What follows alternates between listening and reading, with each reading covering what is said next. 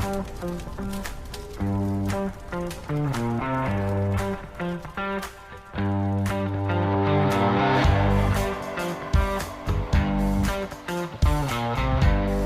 and welcome to Fire Headlines, where we discuss the hottest fire news to hit within the last 2 weeks. I'm your host, Inanna Hankey, and I'm joined today by the panel, Chief Bob Horton and Chief Jeff Buchanan. And we are thrilled to welcome back special guest, Dr. Andrew Holter. Thank you for having me. Dr. Andrew Holter is an organizational psychologist and principal consultant for FR Strategies. If you're interested in learning more about Andrew and his work, you can visit him at fr-strategies.com. It's good to have you back. Thank you so much. Our topic today is fire department pregnancy policies in response to an event where two South King firefighters both gave birth within a week of each other in February of 2023. South King Fire's original birth policy was geared toward male firefighters and fathers, but the joint births prompted a new policy to be adopted. And what I loved most about this article is the way that they approached creating that new policy, and that was by asking all of their female staff members across the organization what they thought and to have them lead the process. I feel like not only is this creating a policy that I imagine feels genuinely supportive for those who have the potential to be affected by it, but what a genius way to create organizational buy-in, if you ask me. Jeff, what were your thoughts about it? I have to stipulate, I recognize maybe I'm not the best person to be talking about this, but I will say, having been a fire chief and in leadership roles, specifically in the fire service, there is a struggle with getting a more diverse workforce. And what this article does for me is it exacerbates that we are in 2023, but we're still mightily struggling with diversity, equity, and inclusion. And most fire departments across the country are trying to figure out ways to make their workforce better reflect their communities, and finding more women that are interested and that feel welcome in the fire department is just such a struggle. That being said, I applaud the approach too. I love that. I mean, giving everybody a say. I don't know the size of the organization, but I think that it is extremely admirable. And what better to exemplify inclusiveness, including everybody, including all women to have a say. And I love it. But there was something really, really that stuck out in the article that really resonated with me personally. And that was the quote from Weed, who said, "I didn't want to be treated differently at work or on calls or anything like that." So here we have a woman in the fire service who's pregnant and she's worried about being treated differently. That's a ton of pressure. I'll never know what that feels like, but I can't imagine. But what it does is it puts women into this space where, wait a second, this is a federal right across the country, and here she's second guessing it because she doesn't want to feel like she's getting an extra benefit. And to me, that's surprising. Let me give you a quick example that happened to me some years ago. I was in a leadership program, Fire Service Executive Development Institute, and I had an epiphany and I was extremely embarrassed. And that was one of the colleagues in the class who is an outstanding human being, and she was talking about clothing for women in the fire service and how in many agencies, women are forced to wear men's clothes because the manufacturers aren't making them for women. You could have pushed me over with a feather because I was so embarrassed. And I don't know if it's about getting older. I like the way my clothes fit. You want to have something that fits well. It helps with confidence and being sure of yourself. And immediately I was embarrassed that I never thought about it. I ran back to my agency and talked to two key decision makers that were both women. And first of all, I fell on the sword and I said, "I'm sorry. I can't believe I've been such a schmo." And I didn't realize this, right? I just felt awful. But then I said, okay, we have to change this. We had some ideas, and they both said something similar. We're good. We don't want to do anything different. We don't want to look like we're getting something more. And I'm like, it just really struck with me. And so I look at this policy and I say, okay, great. They're making forward progress, but at the same time, we have women that feel like they have to justify some of these things that most of us can sometimes take for granted. Number one, I was there when Jeff had that epiphany and you could push him over with a feather. Number two, it may not be old age, Jeff. It may just be the fact that you can afford clothes that fit you now. So maybe you put a higher priority on that. I don't want to make light of what it is that Jeff said. This is a real issue. I've heard the same thing Jeff has in my career. We want to just be treated the same. And the way we're handling that, hasn't been right in the past. So it's time to do something better in the future. And I can appreciate the perspective that these employees and that are folks in the fire stations feel. That's a culture problem, and I hope Andrew is going to address how we tackle this as a fire service. If you are a leader in your organization and you have influence, stop whatever it is you're doing and implement policy regarding pregnancy right now.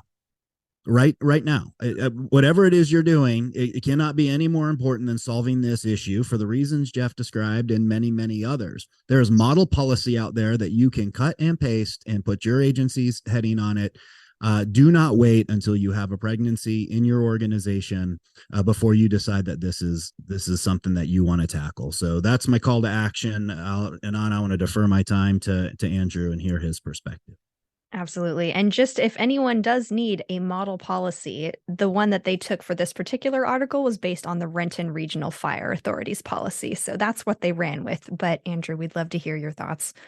Yeah, so there's definitely a lot to unpack around this issue, which you all have alluded to already. One of the things that stuck out to me in the article was that the one individual said, I was super anxious to let anyone know that I was pregnant. That's not good enough. That's not an inclusive organization. That's not a trusting organizational setup. And she immediately goes on to say that she did tell them, and everybody was very supportive. And so she wished she would have known that ahead of time, that it was going to be great. But it should be our goal to have inclusive organizations where people trust each other enough to bring these things forward right out of the gate. Hey, this is happening. I want to make you aware of it. And so that we can plan together, and I can let you know what's going to be best for me as I go through this process. To Jeff's point, it's 2023. The fact that we have female firefighters that are concerned about sharing information, or probably even females who are concerned about taking the job, or that are just coming into the job and kind of finding out as they're here, they're in year 2 and they're learning the policies and they're like, wait a minute, I have to do what? Well, I don't have enough sick time if that happens. Those are things we have got to correct from a policy perspective and from a culture perspective. It is way past time. Something that hadn't occurred to me, just as someone who's never been pregnant or had a very physical job, was being able to decide what types of activities are still appropriate for you. And, this ties into a national discussion really about bodily autonomy and being able to decide for yourself what's healthy or between you and your doctor, and being able to make that call for what kinds of tasks you're able to complete and what is really going to support you the best. And also just building an environment, a policy environment, a cultural environment that supports people making decisions for themselves and what's right for them. I commend them for doing that. And it sounds like they were supported ultimately. There was a little point in there that it did make me cringe when I read it, where they talked about how, yes, everyone was very supportive. They gave me everything I needed. And a lot of other people expressed a lot of concern for the safety of the unborn child. And yes, that's nice, but at the same time, I know that would make me feel very uncomfortable if someone was questioning if I was going to be able to do something. So, for sure, yeah, and I think that comes down to the policy's intent is to leave that up to the individual firefighter and their medical provider, and that's it. Those are the people involved in that conversation, and they kind of get to inform the fire department, hey, this is the stage that we're at and everything's okay.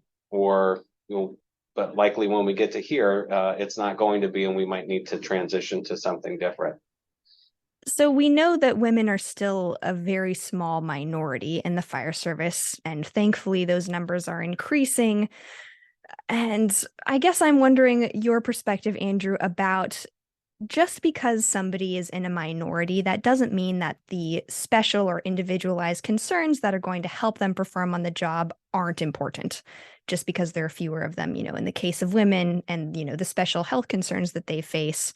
What are your thoughts about not just for women, but all minorities, if there is a lack of data to support policies just because it's new? How can the fire service be more proactive in addressing concerns for folks that are not as well represented overall? Yeah, that's a great question. And in this case, how they handled it by having what stakeholders they did have get involved and talk about it and inform them. That's the best way to do it, is to ask. We had some periods of civil unrest that our department and our city dealt with a few years ago.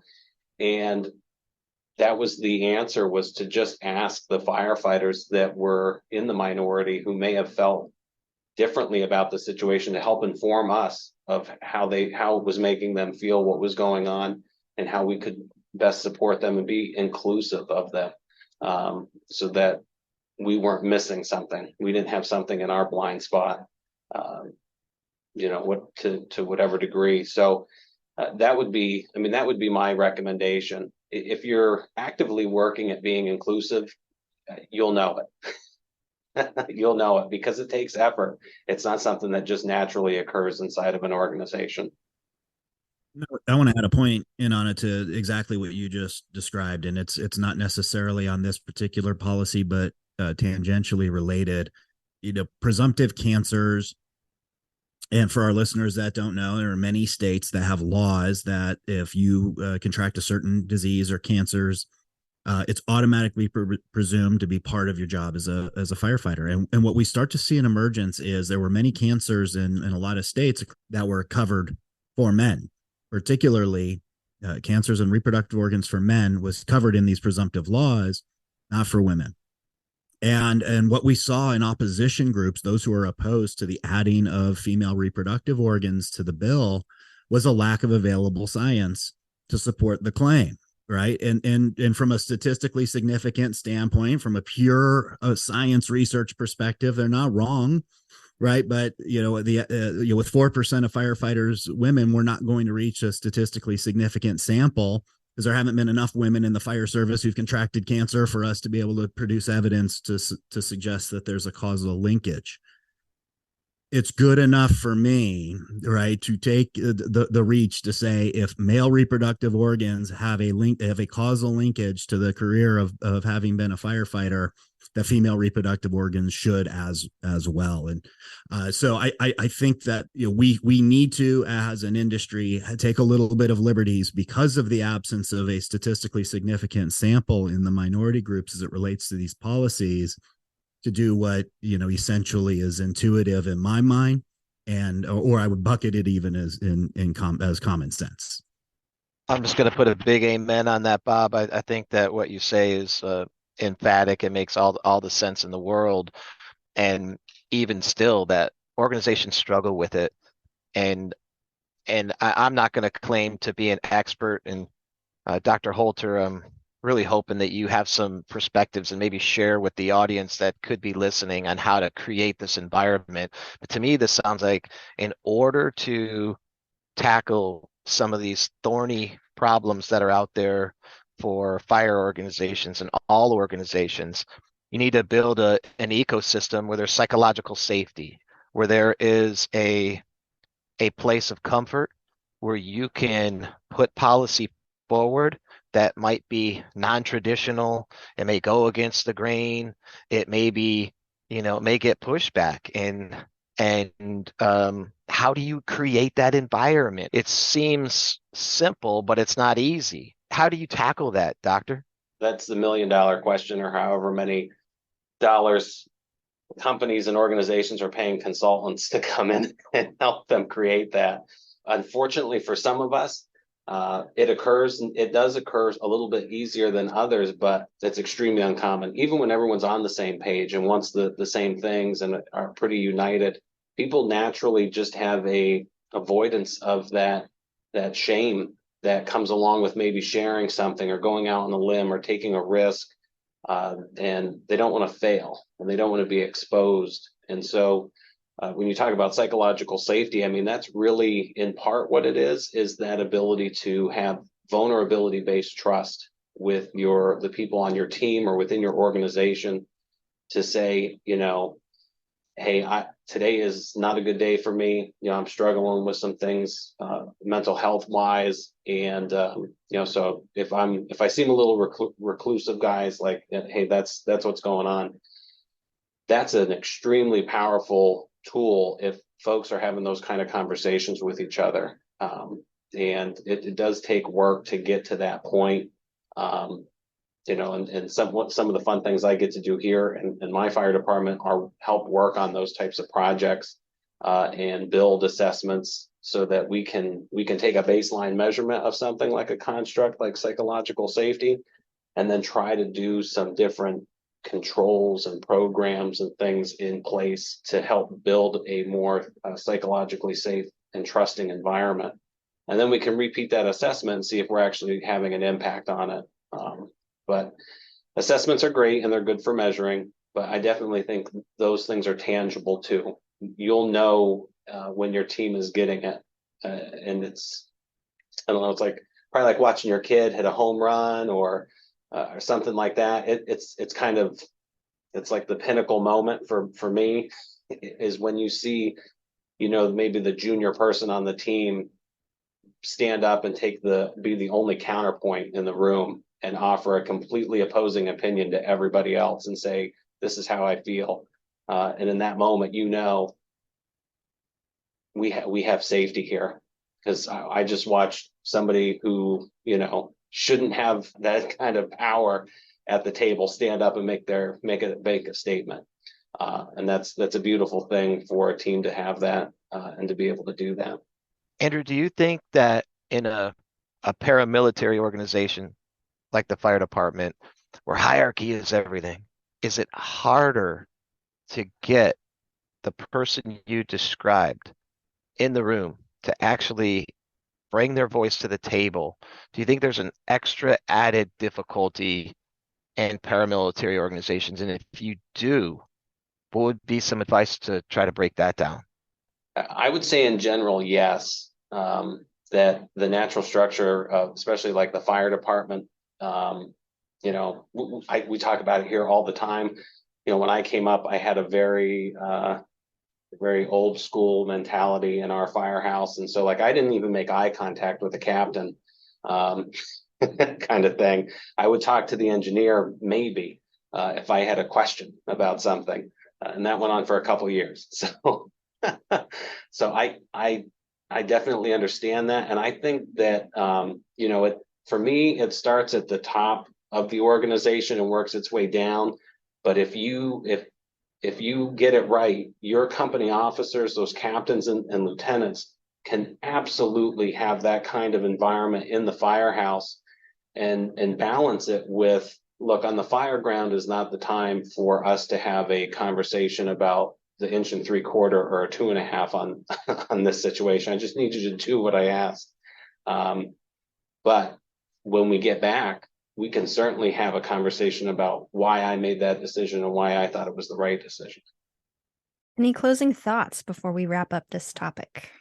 I do just have one thing I have to throw out there on the pregnancy thing. It is things like these that are keeping people out of the fire service, without a doubt.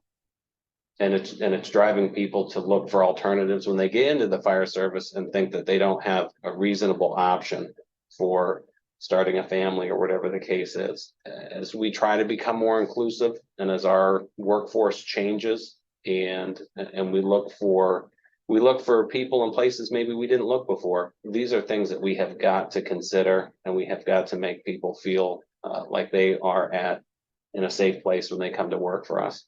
I would add and go so far to say as well that a lack of support around pregnancy might have the other effect where people are not starting families because they feel like they have to choose between their career or being a supportive parent and having the time to stay home and really nurture their child. So it's kind of a double-edged sword in that regard. Absolutely. And even in this case, I think the policy is a great forward step. The fact that it's referred to in the article as a temporarily disabled employee, that it's similar to that is something that we can't do. It is somebody getting pregnant. They are not temporarily disabled. So even that language, I think it takes us it's going to take us a minute to kind of realize and develop that awareness around how we frame things. Even comparing, in this case, one policy to another one that was similar in the city. Well, I'm going to give an amen to that. Absolutely. Bob and Jeff, thank you. And thank you to Dr. Holter for joining us once again and sharing your expertise. If you want to ask any questions about our podcast, you can contact us at fireheadlines@wfca.com. If you have a question, if you have insights, we would love to hear from you. Bob, Jeff, it's always a pleasure. Thank you both so much. And thank you to our listeners. And we'll catch you all next week for more Fire Headlines.